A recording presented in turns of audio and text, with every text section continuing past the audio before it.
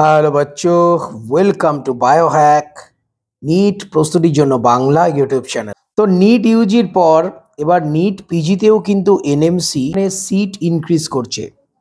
প্রায় 4,201টা private MDMS মানে post গ্র্যাজুয়েটের যে সিট নিট পিজির ক্ষেত্রে বেড়েছে, মানে এনএমসি অ্যাপ্রুভাল দিয়েছে।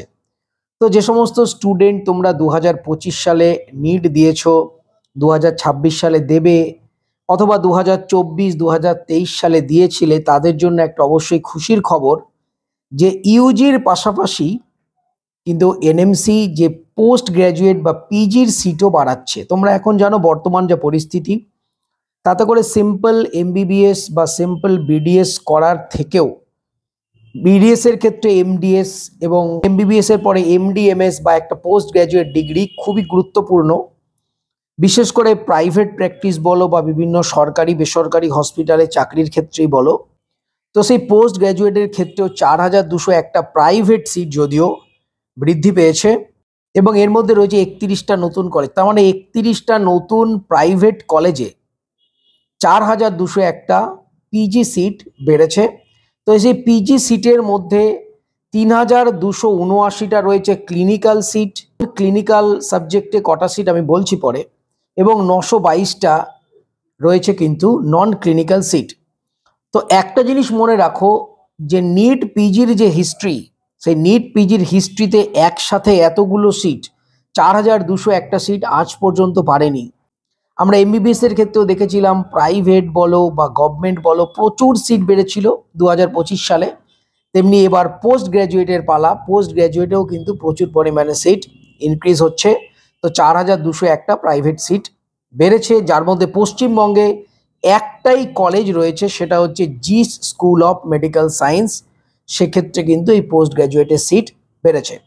তো চলো এবার দেখে নিই যে ক্লিনিক্যাল সাবজেক্ট যতগুলো রয়েছে, সেই ক্লিনিক্যাল সাবজেক্টে কোন সাবজেক্টে কটা সিট বেড়েছে। তো ক্লিনিক্যাল সাবজেক্টের মধ্যে প্রথমেই রয়েছে এমএস অর্থোপেডিক্স। এমএস অর্থোপেডিক্সের সিট বেড়েছে 355টা, অ্যানেস্থেসিওলজি 318টা, রেডিও ডায়াগনোসিস 314টা, paediatrics 296, general medicine 283, obstetrics and gynaecology 282টা, ইএনটি রয়েছে 257, জেনারেল সার্জারি 251, ডার্মাটোলজি 240 240টা, অপথ্যালমোলজি 238টা, সাইকিয়াট্রি 163টা, রেসপিরেটরি মেডিসিন 126টা, এমার্জেন্সি মেডিসিন 99টা, রেডিয়েশন অঙ্কোলজি 30টা, নিউক্লিয়ার মেডিসিন 8টা, ফিজিক্যাল মেডিসিন অ্যান্ড রিহ্যাবিলিটেশন 7টা, ইমিউনো হিম্যাটোলজি অ্যান্ড ব্লাড ট্রান্সফিউশনে 6টা,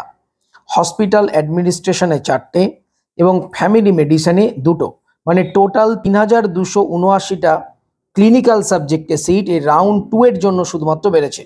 এবার যদি আমরা নন ক্লিনিক্যাল দেখি, প্যাথোলজিতে 177, কমিউনিটি মেডিসিন 142, ফার্মাকোলজিতে 119, বায়োকেমিস্ট্রিতে 112, মাইক্রোবায়োলজি 109, ফিজিওলজিতে 107, অ্যানাটমিতে 88, ফরেন্সিক মেডিসিনে 48, বায়োকেমিস্ট্রিতে 14টা, কমিউনিটি হেলথ অ্যাডমিনিস্ট্রেশনে 3টে, ল্যাব মেডিসিনে 3টে এবং টোটাল নন ক্লিনিক্যালে 922টা। তাহলে টোটাল 922 আর এদিকে 3,279 মিলে 4,201টা প্রাইভেট এমডিএমএস মানে পোস্ট গ্র্যাজুয়েট সিট কিন্তু বেড়েছে।